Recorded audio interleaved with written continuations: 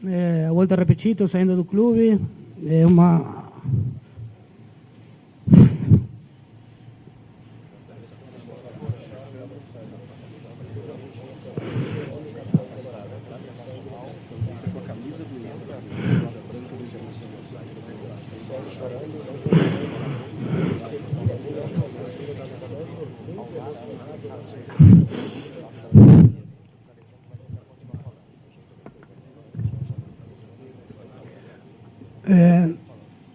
Não é fácil, para nada. São 7 anos e meio de ter vivido e convivido com pessoas que me ajudaram muito, que fizeram com que hoje eu seja melhor atleta, muito melhor pessoa.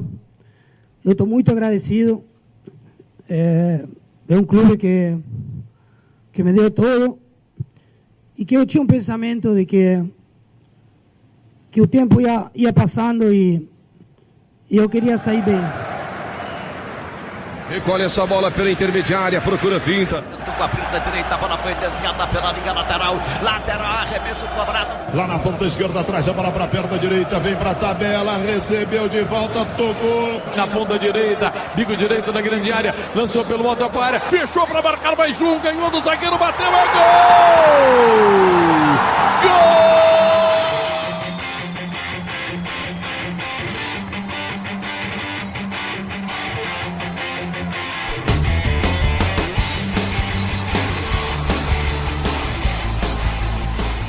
E aí pessoas, aqui é Felipe Moura do podcast Primeira Liga e eu trago para vocês agora a segunda entrevista sobre essa questão do D'Alessandro, não só sobre a saída do D'Alessandro do Inter, mas sobre o que ele significou para o clube, o que ele significava para a torcida e por que ele é um ídolo, porque é um jogador diferenciado, nas palavras de um colorado, sem aquelas entrevistas rádio chatas que falam da questão técnica ou falam das fofoquinhas por que um jogador não tá e tal. Mas é mais uma questão mesmo emocional do que esse jogador significou e o que ele deixa de legado para o clube. O segundo entrevistado é o Thomas Juliano, é um professor de história aqui de Porto Alegre, meu amigo, um cara muito colorado, está sempre envolvido nesses debates aí colorados. Eu espero que vocês gostem dessa segunda entrevista. Não esqueçam, no seu feed dos seus podcasts, vocês vão ter 2 episódios, são 2 entrevistas. Fiquem ligados, vale a pena escutar as duas, apesar delas falarem sobre o mesmo tema.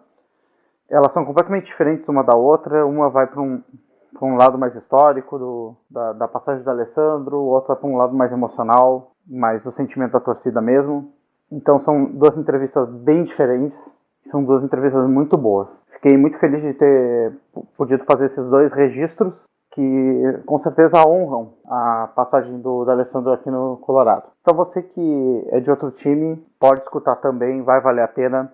Você vai ficar sabendo muita coisa sobre o que significa um ídolo para um torcedor. Você vai ter essa expectativa.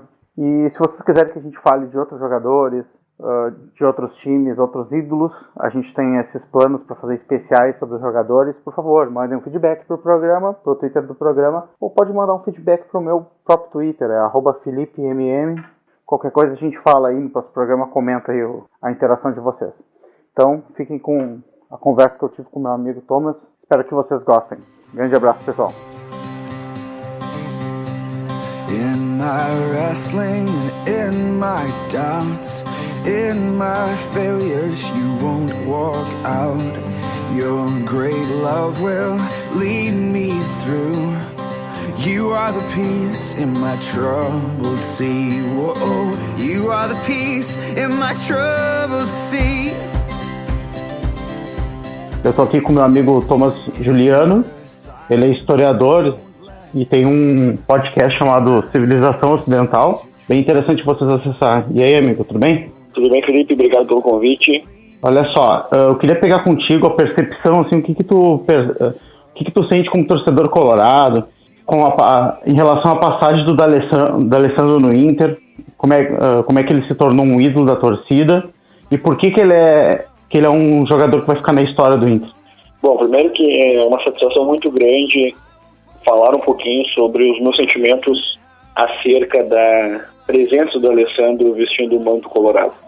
Em resumo, posso dizer em um tom absolutamente particular, que eu já era um fã do D'Alessandro antes do ingresso dele no Internacional, já acompanhava ele nessa trajetória, principalmente no River Plate, e sempre quis tê-lo como jogador do Inter. E o motivo se dá que eu considero ele vou dizer assim, a extensão plena do torcedor dentro do campo. Eu considero ele aquele tipo de jogador que representa sentimentalmente, que aflora todos os sentimentos que um torcedor, muitas vezes sentado na arquibancada, gostaria de marcar presença dentro do campo. E o D'Alessandro é isso. Ele é aquele que acaba jogando com alma, muito mais do que uma partida onde ele brinda com as características dele que são de craque, características técnicas, mas ele é aquele que coroa com alma, com sentimentos, aquele suor que transpira muito mais do que simplesmente uma capacidade orgânica de um corpo, não. O D'Alessandro é aquele que exala amor, exala sentimento, ele faz com que você comemore aquele gol de uma forma ainda mais especial porque é um gol dele, você comemora aquele passe, aquele cruzamento, você brinda aquela provocação, você brinda aquela vitória de uma forma onde você se sente representado por um cara que está jogando com a alma de um torcedor. É diferente, assim, no caso, o D'Alessandro de um jogador normal, né? Porque ele entra aqui no Rio Grande do Sul, porque esse nosso podcast aqui, ele tem membros de todo o Brasil, mas aqui no Rio Grande do Sul a gente tem uma rivalidade especial, né? Um pouco diferente dos outros lugares. Lá em São Paulo, por exemplo, tem muitos times grandes, então isso dilui um pouco as rivalidades, e aqui é muito forte. O D'Alessandro, desde o início que ele estava no Inter, desde as primeiras entrevistas, ele já começou a entrar forte nessas provocações de Grenal, dando muita importância a isso, o que hoje está meio diluído. Os jogadores eles já vêm não entrando nessas rosguinhas e tal, que era uma coisa tão comum antigamente, hoje é raro, né? E é importante para os torcedores isso, né? É muito importante para os torcedores do clube que ele está defendendo e também para o futebol de modo geral. Assim, o futebol acabou entrando num nível politicamente correto que alcançou todas as coisas, né? Hoje a gente tem cotas até para gandulas mulheres, a gente tem limitações na forma como se comemora o gol, na forma como se, na entrevista, tem uma série de censuras. Se o torcedor, por exemplo, pede com que o jogador, ao final do jogo, vá até a arquibancada, etc., o jogador corre o risco de sofrer alguma punição. Enfim, tem uma série de coisas, assim, uma série de impossibilidades que, infelizmente, maculam a forma de torcer. E o D'Alessandro, ele é um jogador que traz um pouco de oxigênio dentro desse ambiente, assim. Não só, claro, para mim, de um modo muito particular, aflora os meus sentimentos como colorado, porque ele traz isso para o torcedor do Inter. Mas para o futebol, numa visão macro, ele e alguns outros jogadores representam um farol de luz, assim, daquilo que, vou dizer assim, alegra o futebol. E o que alegra o futebol? É aquela rivalidade conduzida de uma forma plena, que é o quê? Como uma provocação medida, como uma provocação plena desrespeitosa. O D'Alessandro nunca desrespeitou o Grêmio. O que o D'Alessandro fazia era a corneta do torcedor. E do torcedor, aquela corneta salutar. Então, dentro dessa linha, o D'Alessandro ele fará muita falta. Ele é um buraco dentro do futebol do Rio Grande do Sul, não só para colorados, mas também para gremistas. É um buraco na imprensa, um buraco na imagem acerca do futebol do Rio Grande do Sul nos últimos quase 8 anos, onde o D'Alessandro ele era sempre o centro de um debate em torno da rivalidade Grenal. Muitas vezes o Grenal ficava em segundo plano e a postura do D'Alessandro frente ao Grenal era o primeiro plano. Então o D'Alessandro ele ocupa esse protagonismo e agora fica-se um vácuo. O Internacional, embora tenha outros jogadores representativos no campo da própria história do clube, não tem nenhum jogador com a liderança, com esse calibre que possa preencher o lugar do D'Alessandro. O Grêmio, por sua vez, também não. E eu quero entrar nesse mérito do quê?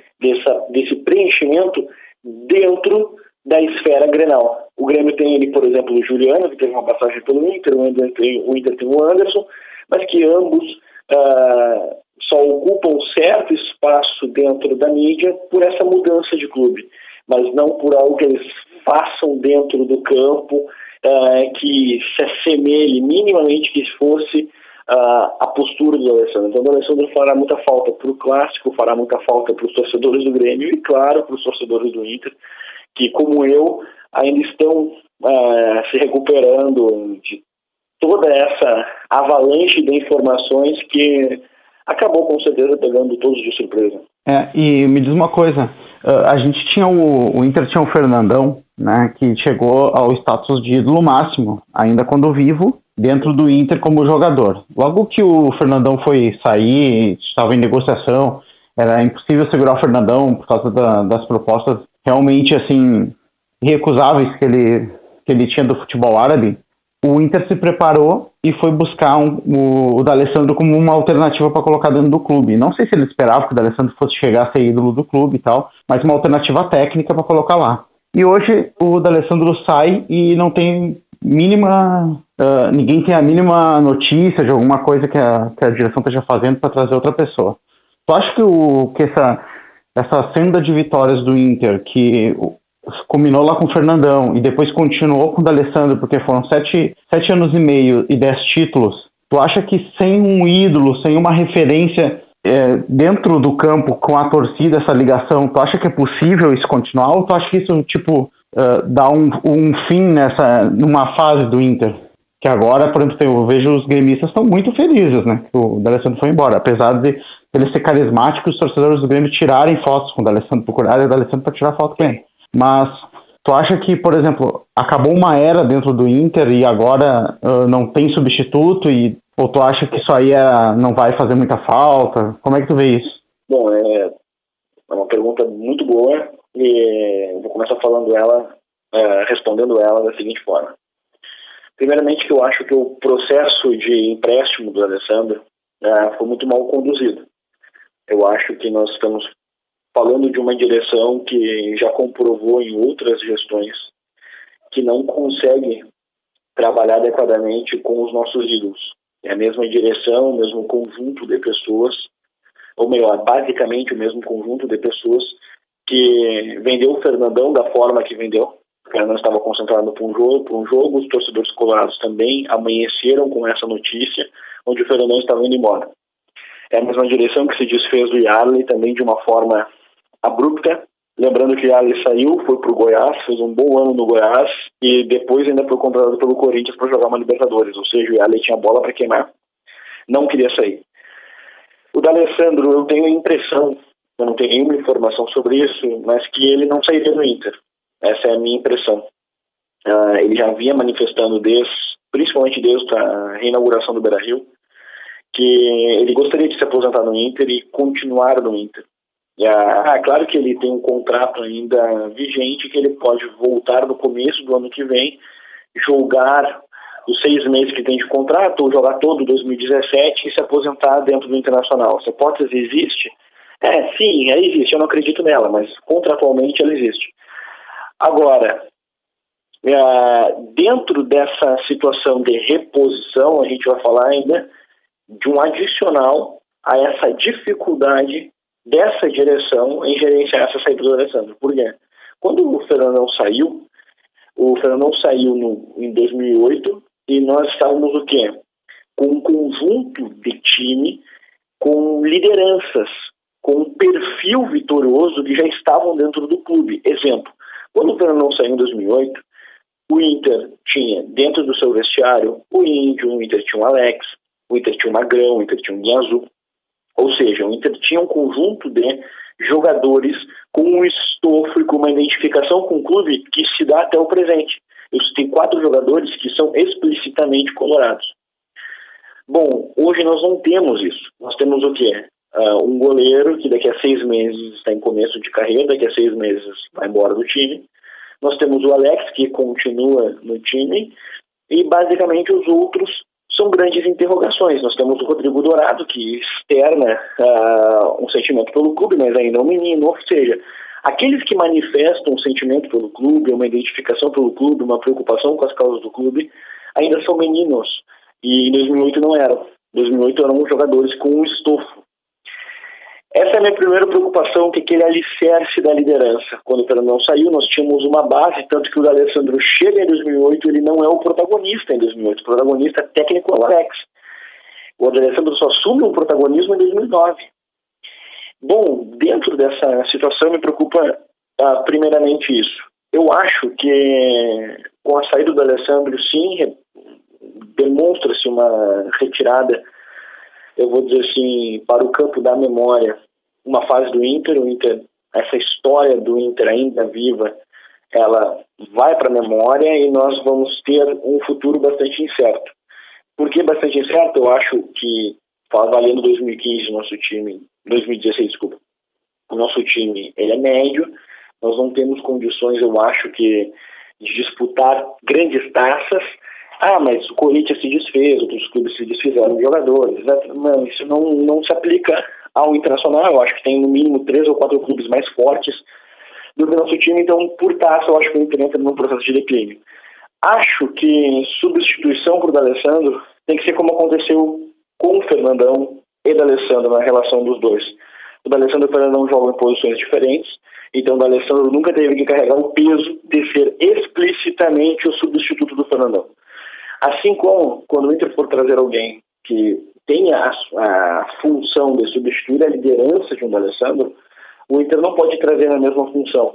Tem que trazer um jogador que cumpra esse papel de líder, mas jogando em qualquer outra função. Pode ser um atacante, pode ser um zagueiro extraordinário, pode ser um volante, pode ser, enfim, qualquer posição, dentro das 11 possíveis para o clube. É claro que o clube precisa de um preenchimento técnico na função em que está o D'Alessandro, porque a gente não tem reposição. Tem a especulação de um Andrigo, o Alex está em deficiência técnica, então nós não temos ninguém ali. Então a gente precisa de um cara para ocupar aquele espaço, mas precisamos, fundamentalmente, de uma liderança que assuma e que se identifique com o clube. O Inter, ele sente falta e ele só consegue alcançar a sua cena de vitórias a partir dessa identificação entre jogadores, instituição e torcida. Quando não temos isso, assim como qualquer outro clube, nem chovendo uma olhada esse comentário, mas é verdade. Quando um clube não tem essa relação, essa ligação, essa química homogênea entre todos os setores que ocupam uma partida de futebol, aí não tem como vencer, né? Então eu estou bastante preocupado, estou bastante triste, porque eu tenho uma imagem, vou dizer assim, do futebol, que para mim os ídolos não é que sejam eternos, mas para mim se tu é ídolo de um clube, tu tem que jogar nesse clube o máximo que der. Eu tenho uma imagem, por exemplo, de uma ideia memorial como um argentino, por exemplo, que o Verón já estava em decadência técnica, mas eu quero o Verón ali dentro do meu clube, eu quero o Verón dentro dos Estudiantes, eu quero o Maradona tá gordo, mas não me importa, eu quero o Maradona aqui.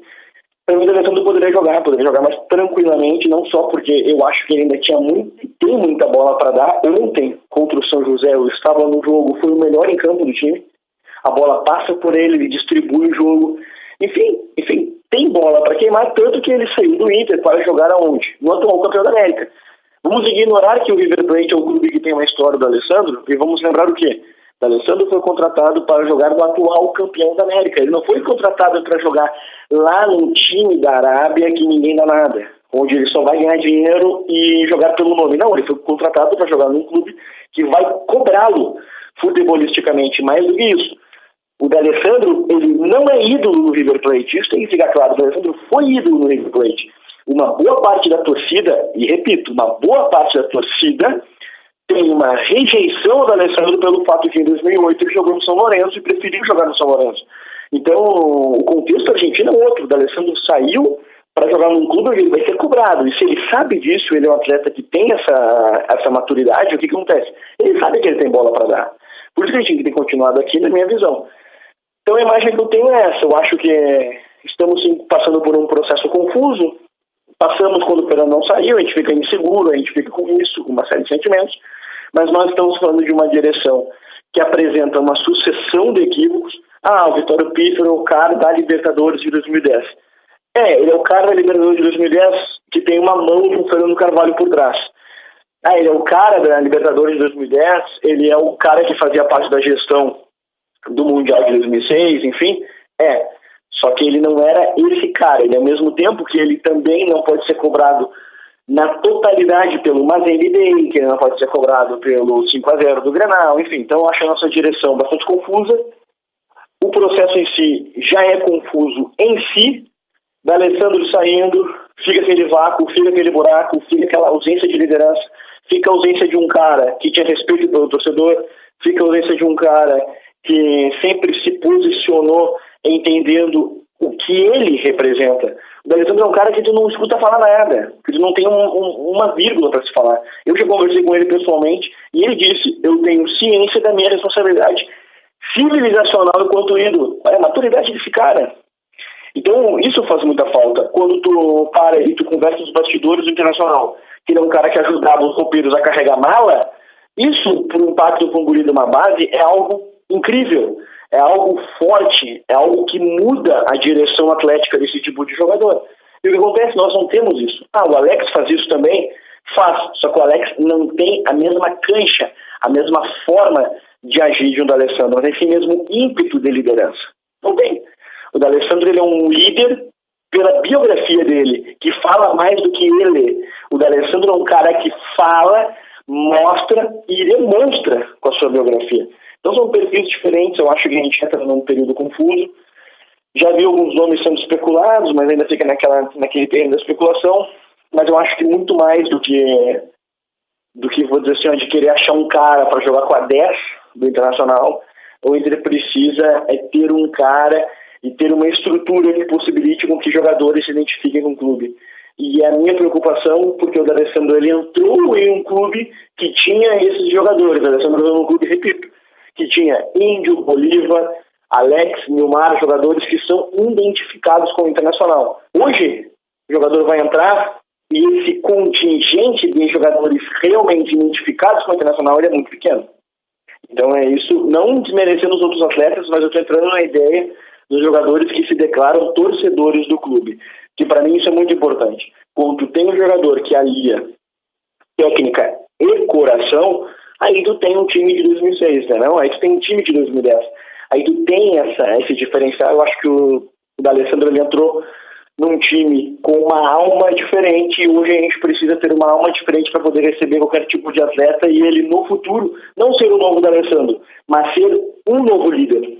Dificilmente, tecnicamente, tu vai encontrar um novo D'Alessandro, que é 1 em 1 milhão, né? Que tu consegue trazer pro teu time. Tanto que se tu for ver na história do Inter, tu não vai encontrar alguma coisa, tu vai encontrar no máximo semelhanças e com uma distância de tempo, né? Bem grande. Mas assim, fazendo uma pergunta um pouco mais espinhenta agora, sempre se especulou, tá, que algum dos problemas do Inter nesses altos e baixos, nesses últimos 7 anos e meio, eram questões que aconteciam dentro do vestiário, de jogadores ou direção que derrubavam técnicos e que tinham panelinhas ali dentro e tal, e muito disso se atribuía ao D'Alessandro, como se ele fosse o cara que era um controlador das emoções e sentimentos dentro do vestiário. Logo, agora que ele tá fora, né, isso aí apareceria mais. Tu acredita nisso?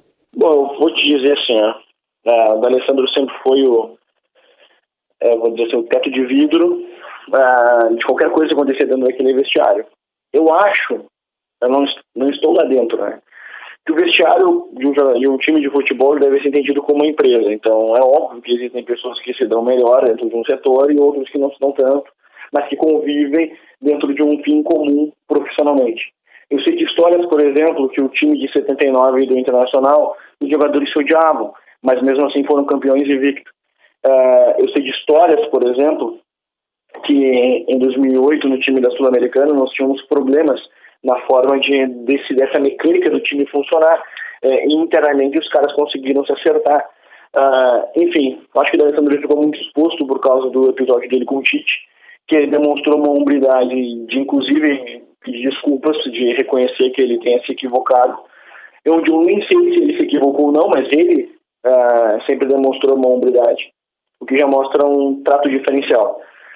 Bom, a minha impressão ainda, ontem ela ficou bastante embasada positivamente a imagem do D'Alessandro. Ele foi carregado pelos jogadores. Cadê o cara que racha o vestiário? É o mesmo cara que está sendo carregado pelo conjunto do grupo. Cadê o cara que quer destruir uma direção se o cara tinha vencimentos atrasados há anos e ele nunca falou isso no microfone? Ele poderia expor, cobrar, etc. Vamos imaginar o seguinte, o cara não ganha, o está com salário atrasado, eu não sei ao certo qual era a dívida que o Internacional tinha ou tem com ele. Essa dívida, o cara não está recebendo, existe ela, e o cara escuta da mesma direção que está devendo para ele o seguinte: olha, você é pago para jogar bola, mas para aí, nem pagar o cara, vocês estão pagando direito. Então, e é o mesmo cara que segurou o Rojões de forma desnecessária. É o mesmo cara que, tecnicamente, estava ali jogando bola, correspondendo para aquilo que ele é pago, e ainda tendo uma postura ética maior do que aqueles que contrataram ele. Então, eu nunca acreditei muito nessa imagem. Os treinadores que passaram pelo Internacional, eu não vejo nenhum falando que o D'Alessandro é isso ou aquilo. O Abel Braga, por exemplo, saiu daqui de uma geração vitoriosa do Internacional, saiu daqui respaldando o D'Alessandro. Então, o Inter ainda tem uma história ainda de trocas de treinadores que, eu vou dizer assim, que nem sempre passam pelo vestiário, passam muito mais por uma questão política. O Falcão, por exemplo, passou pelo Internacional, foi campeão gaúcho com mérito e foi demitido por uma questão política, nada a ver com o D'Alessandro. Então, acho que todas as trocas, o tipo de jogador que vem, etc., o D'Alessandro acaba sendo responsabilizado por aquilo que não compete a ele. O D'Alessandro até frisou isso, ele nunca indicou contratação para o Internacional, ele nunca ficou dizendo esse não vem, esse vem, ele não ficou defendendo isso. Agora, que é natural que o cara é liderança, o cara é liderança técnica, o cara é campeão, o cara joga bola, e ainda, dentro do campo, ele é o camisa 10, o cara que joga bola, e é o cara que come a grama, dá carrinho, volta pra zaga, puxa jogo. Imagina, como é que esse cara não vai cobrar? Quem jogou futebol, seja na pelada, onde for, sabe? Aquele que mais se esforça e que ainda alia esse esforço técnica e tem uma capacidade física diferente, esse cara tem todos os direitos de parar e cobrar o time. O D'Alessandro tem isso. O D'Alessandro é o cara que para. Olha só, vocês não aconteceu isso, né? Semana passada, vocês estão treinando direito. Ele pegou e parou. Não, parou, vamos lá. Depois o Paulão foi dar uma entrevista e disse que ele estava certo. Esse é o D'Alessandro. O D'Alessandro é o quê? Ele é um líder. Ele, sendo líder, ele faz ações de líder. E o vestiário acaba reconhecendo que é um cara que eu tenho certeza que internamente segurou muitos rojões por causa dessa forma de gerir o vestiário que, infelizmente, nós temos há um certo tempo e que não pode ficar só na conta dessa direção, mas que essa direção adicionou os fatos à conta. Basta ver a demissão do Diego Aguirre, por exemplo, que foi na semana do Grenal, que foi um tremendo equívoco, a falta de critérios para escolher treinadores no começo de um ano, a falta de critérios, por exemplo, alguém que vai do São Paulo e fecha com a Argel, é porque não tem critério futebolístico, então a gente tem isso. E aí essa direção que não tem critérios se dá o direito de dizer o seguinte: você paga para jogar. Pare um pouquinho. Eu tenho a minha impressão que o D'Alessandro simplesmente ele viu que com essa direção, com essa forma de trabalhar, ele acabaria só se queimando e preservando algo que eu, como professor de história, tenho muita estima, que é a memória. Ele preservou na memória e ele disse: trecho, estou indo embora, vou pro River Plate, já que é o River, eu estou indo pro River.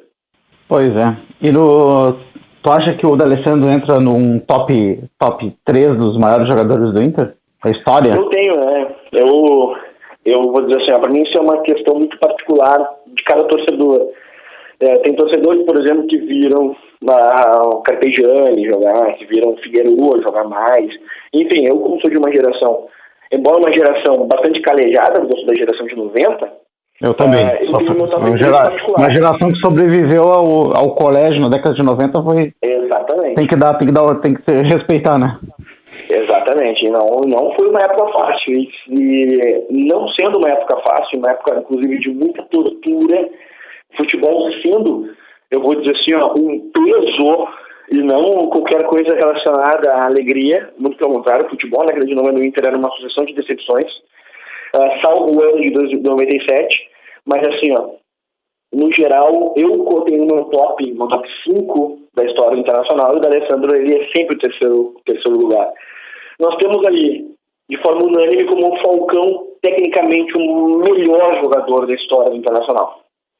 O Fernandão, por sua vez, eu coloco ele como o maior jogador da história internacional. O Fernandão, ele é aquele que levou o Inter e pegou o Inter dentro de uma história que tornou ele o maior, não o melhor, mas o maior. E o D'Alessandro, para mim, ele é o quê? Ele é uma mescla dos dois. Ele não é o melhor tecnicamente e ele não é o maior. Só que ele é o jogador que melhor representou os sentimentos de um torcedor dentro do campo, fora que teve uma carreira tecnicamente e uma carreira vitoriosíssima e que torna ele esse terceiro jogador. E nós temos ainda, só preenchendo no top 5, já mencionei que eu tenho ele, eu ainda coloco em quarto lugar Dom Elias Figueiredo, em quinto lugar eu coloco o Índio Balboa. Então, dentro desse... Qual é o quarto lugar? O Figueiredo, Dom Elias Figueiredo. Figueiredo e o Índio depois? E o Índio, em quinto lugar, coloco sempre ele, porque é o jogador mais vitorioso da história do clube. Sim. E que adora fazer uns golzinhos nos Granal também, né? Também, não, isso, e ainda tem os gols em Granal, zagueiro, artilheiro, e ainda tem aquele momento épico, bem politicamente incorreto, épico, onde ele sai na final da Libertadores de 2010, enfileirando uma série de mexicanos na mão, assim, é um troço impressionante. Então, o Índio era um cara impressionante. Jogou bola até o pulmão dizer chega, saiu daqui campeão, tem uma história campeã, e é isso, né? Então a gente tem esse conjunto, assim. E é muito bom, o torcedor colorado tem que olhar dessa forma, que é o seguinte, olha, vocês torcem para um clube que não tem um jogador, nós temos um panteão, sabe? Olha como é salutar, bem ou mal, ter um debate para ver se o D'Alessandro entra no top 3, ou se entra o Figueiredo, se entra o Índio, se entra o Carpegiani, enfim, olha como é bom tu torcer para um clube que tem essa estatura, que consegue parar e ficar nesse debate sobre ídolos e sobre seus papéis. Acho que o D'Alessandro, tecnicamente, foi o melhor jogador que eu vi vestindo a camisa internacional. Tecnicamente, ele é incomparável. Jogou muito mais bola que o Fernandão dentro dos meus critérios. Sim, o jogar bola. O Fernandão, ele é o quê? Para mim, ele é o maior. Ele é aquele que fez, no campo da liderança, um resgate de um clube, de uma memória, de uma geração, que eu acho que o D'Alessandro, no campo da liderança, não teria essa mesma estatura. Se o D'Alessandro tivesse 2 títulos mundiais no Inter, ele não ainda estaria atrás do Fernandão ainda, não? Eu vou dizer assim, muito provavelmente, que toda a geração que nasceu nessa década de 80 e 90, nessas 2 décadas, 80 e 90, nunca imaginou, talvez, assim, salvo um ou outro, imaginou que o Inter, que outrora era eliminado para Remo e para Paulista, em Copa do Brasil, seria o Inter que ganharia de um dos maiores times da história, que foi aquele Barcelona, que seria campeão da América, passando por cima do atual, na época, campeão mundial. O Inter não foi campeão só ganhando do Barcelona, o Inter foi campeão ganhando de um super São Paulo, campeão de uma Libertadores do ano anterior e do mundo do ano anterior, em 2006. Então, esse título e essa forma como o Fernando conduziu esse vestiário, etc., ele vai ser sempre, o Inter pode ganhar 30 mundiais. Não é só porque foi o primeiro, mas porque, naquele momento da história, os colorados não imaginavam que o Inter seria campeão do mundo. Quando chegou, aí é muito fácil tu olhar o duelo entre Barcelona e acreditar no Inter. Não. Só que, em 2005, quando o início dos trabalhos para aquele Brasileirão, para aquele ano que até o Inter teve o Brasileirão roubado, aquele início de ano, o Fernando Carvalho falava muito, né? Nós vamos disputar título esse ano, nós temos um time para ganhar, nós temos um time para ser campeão. E os colorados não acabavam não acreditando, acabavam assim, não, o time tem qualidade, mas para ser campeão a gente precisa de muito mais, a gente precisa, inclusive, recuperar sentimentos de confiança mesmo no time. E o Fernandão foi esse cara que trouxe algo raro, que foi o quê? Ele pegou a cabeça de cada um dos colorados e deixou elas envergadas.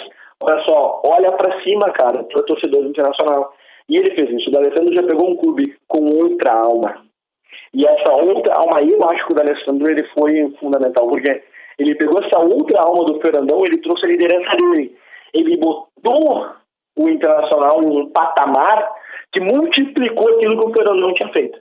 Então, para mim, o Fernandão sempre vai ser o maior por causa disso. Salvo se nós tivermos, por exemplo, como no Boca Juniors, assim, o aparecimento de um Riquelme que fez dentro do clube coisas que o clube mesmo não imaginava alcançar. O Boca Juniors, antes do Riquelme e depois do Riquelme, é outro clube. Então, só se aparecesse o Riquelme na história do Inter, assim, dentro do campo da história, para conseguir superar o Fernandão nessa linha de importância. Mas, hoje, o D'Alessandro, ele, para mim, ele foi a pessoa certa para a hora dele, a hora certa dele. Talvez em 2005, 2006, ele não fosse, não teria, eu tenho a visão que ele não teria essa envergadura que era própria do Fernandão. O Fernandão é um cara que tinha uma postura durante o jogo, tinha uma postura para lidar com o rival, tinha uma postura para lidar até mesmo com o roubo, diferente do Alessandro. Basta lembrar que o jogo final do Brasileirão de 2005 foi Inter e Coritiba.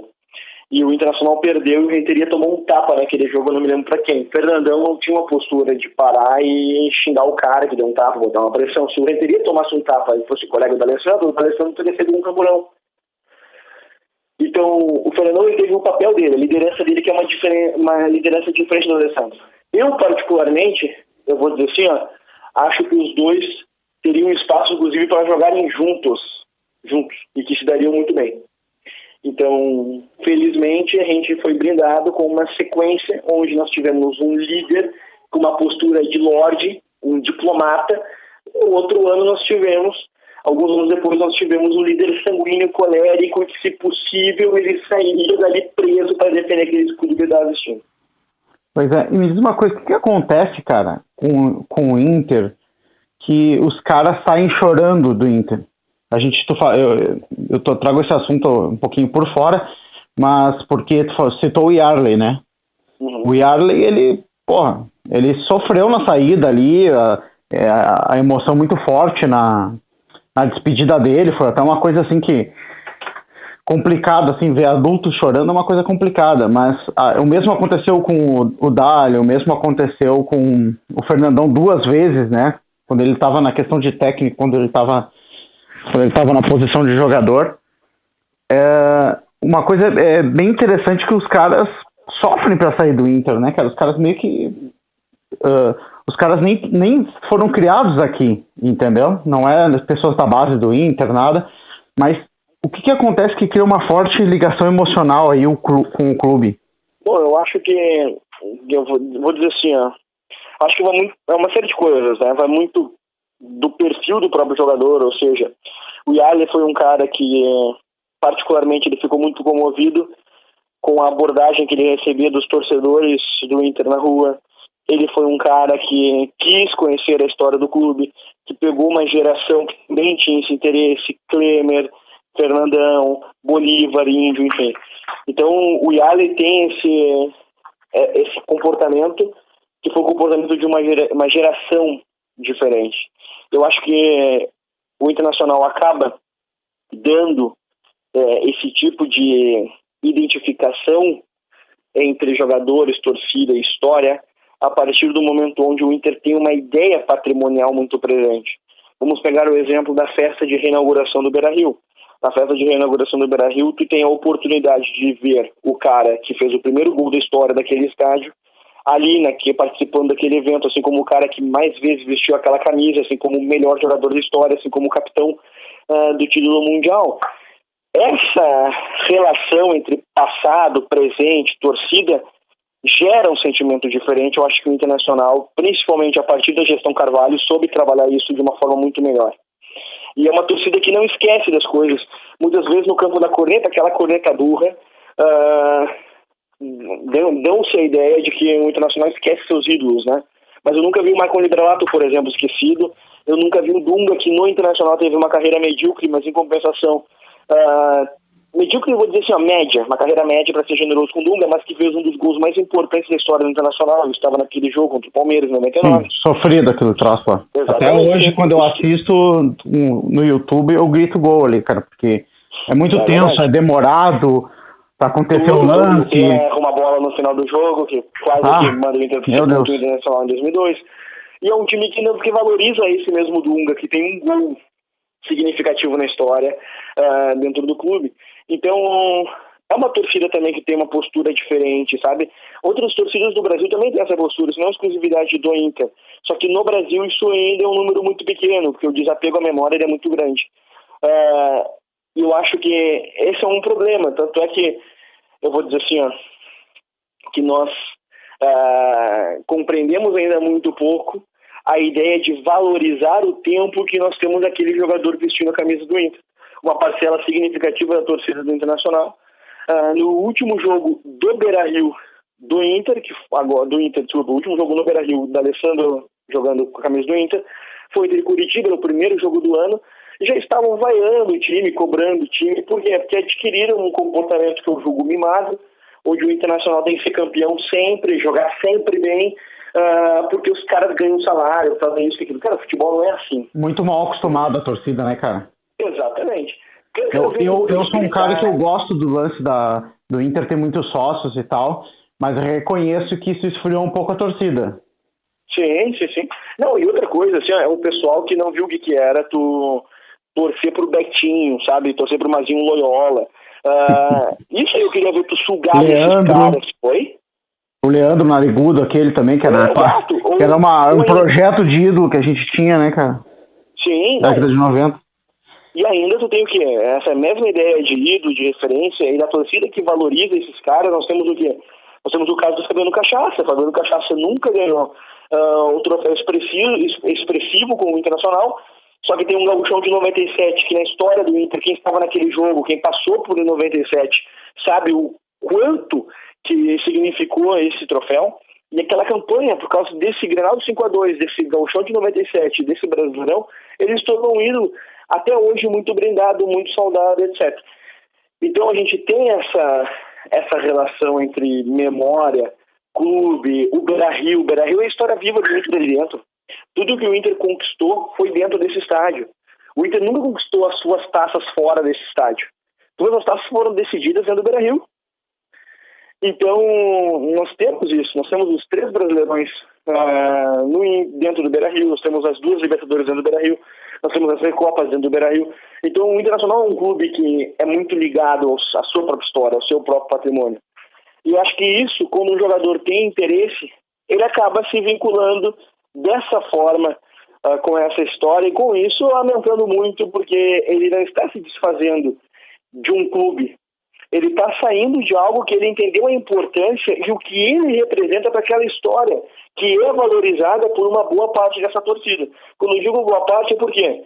Porque nós sempre vamos ter, e eu já me deparei várias vezes com esse tipo de torcedor, com caras que vão cornetear até mesmo o Fernandão, dizendo o seguinte: vejam só, eu já conheci sujeitos assim. Olha, o Fernandão não jogou nada contra o Barcelona. Mas para um pouquinho, cara, tu consegue fazer uma leitura de futebol? O Fernandão era o cara que, contra o Barcelona, ele era o dono do time e que se sujeitou a jogar de volante. Para um pouquinho, cara. Olha o cara jogou muito naquele jogo, o que é isso? Os caras não enxergam Sim. Futebol. E nós temos uma parcela da torcida que tem esse tipo de postura, que valoriza apenas o resultado, que valoriza o gol, que valoriza esse tipo de fração menor, que não tem esse apego à história. Por exemplo, tu tá ali dentro do primeiro jogo do ano, valorizando a importância de tu ter um cara como o D'Alessandro, que outros clubes do Brasil, e principalmente o nosso vizinho, gostariam muito de ter um D'Alessandro. E valoriza o cara. O cara pode ir embora amanhã, e foi mais ou menos isso. A ideia do D'Alessandro foi que nem a situação da morte. Sabe aquelas reflexões sobre a morte, que é do tipo assim, ó... Sim, amanhã o cara pode não estar aqui, né? Exatamente. O D'Alessandro ele foi mal cuidado no último jogo dele dentro do Beira-Rio. Porque a torcida já ficou, tudo que ele foi pra torcida e falou: olha só, primeiro jogo, pessoal. Primeiro. É claro que nós temos setores que apoiam. Eu não estou fazendo apologia, embora eu ache que tenha seu fundamento, que é a ideia do apoiar sempre. Eu acho que pelo menos durante o jogo tem que se apoiar. Cobra-se no final, proteste no final, enfim. A questão não é essa. Mas eu acho que durante o jogo, a vaia, a cobrança... Ontem, por exemplo, Inter e São José, jogo de despedidas do Alessandro, etc. Eu vi gente corneteando o William, corneteando o Vitinho. É difícil. Sim. É difícil, cara. 5 minutos de jogo, ano passado, os caras já estavam corneteando. Sim. O Inter era semifinalista da Libertadores e o time cobrado, etc., de uma forma desproporcional. É claro que a imprensa ajuda, né? É claro que a gente tem uma imprensa que cobra muito mais o lado vermelho do que do lado azul. Sim, isso é verdade. Mas também porque tem a se fazer sempre a ressalva que o lado vermelho tem disputado mais taças, tem tido times mais competitivos e com isso ele é mais cobrado. Então, pelo menos nesse tom recente. Então, o que acontece, eu acho que nesse campo da memória, nesse campo da ideia, eu acho que boa parte dos torcedores do Internacional conseguem valorizar essa história, conseguem valorizar o fato da providência de ter tido um cara, como no caso do Fernandão, que não é nem o tema da nossa conversa, mas que serve, porque faz parte da mesma história, que o D'Alessandro também faz parte. Um cara que nasce em 18 de março de 78, em Goiás, esse cara vai ser o cara que vai trazer o título mundial para uma torcida que em 78 já não tinha esse título. E que talvez em 78 imaginava que um dia teria, mas que em 98, 20 anos depois, já não imaginava. Então essas coincidências do destino fazem com que vamos valorizar o tempo que esses caras estão aqui, vamos cobrar, evidentemente, são atletas, não são todos que têm esse comprometimento. Para aparecer um Yali, precisamos aí ter um achado de identificação. Para aparecer um Fernandão, olha o tempo que foi. Por isso que eu acho que foi imprudente a forma como o D'Alessandro foi negociado, porque é difícil, pela técnica é chovendo molhado, mas assim, é difícil pelo comprometimento de criar isso. O D'Alessandro é um cara que dava alma Grenal para aquele jogo. Ele dava alma Grenal para os jogadores do Inter. Ele é um cara que mostrava que com ele o Inter jamais teria tomado 5-0. 5-0 ele não estava em campo. Então ele tinha uma outra postura, um outro tipo de envolvimento que a gente vai sentir muita falta. Justamente por quê? Porque ele transmitia esse patrimônio, essa memória. Ele mostrava que aquela festa de 2014, quando ele é um dos recepcionistas dela, que aquilo ali, olha só pessoal, eu faço parte dessa história. Quando vocês olham a torcida, quando vocês olham a história desse clube, eu estou ali, então me respeito. A gente perde isso.